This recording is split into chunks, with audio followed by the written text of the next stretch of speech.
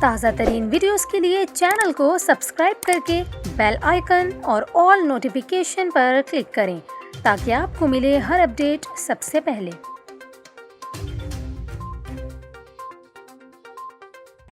اور ابھی آپ کو خبر دیں، زلزلہ پیما مرکز کے مطابق ملک کے مختلف علاقوں میں زلزلے کے جھٹکے محسوس کیے گئے۔ حکام کے مطابق اسلام آباد، راولپنڈی اور گرد و نواح میں زلزلے کے جھٹکے محسوس کیے گئے، جبکہ خیبر پختونخوا کے علاقوں ہری پور، ایبٹ آباد اور مانسہرہ میں بھی زلزلے کے جھٹکے محسوس کیے گئے۔ زلزلے کے باعث لوگوں میں شدید خوف و ہراس پھیل گیا اور لوگ کلمہ طیبہ اور استغفار کا ورد کرتے ہوئے اپنے گھروں سے باہر نکل آئے۔ حکام کے مطابق ریکٹر اسکیل پر زلزلے کی شدت 3.6 ریکارڈ کی گئی، جبکہ زلزلے کی زیر زمین گہرائی 30 کلومیٹر تھی اور زلزلے کا مرکز ایبٹ آباد سے 34 کلومیٹر دور تھا۔ تاہم زلزلے کے باعث تاحال کسی جانی و مالی نقصان کی کوئی اطلاع نہیں ملی۔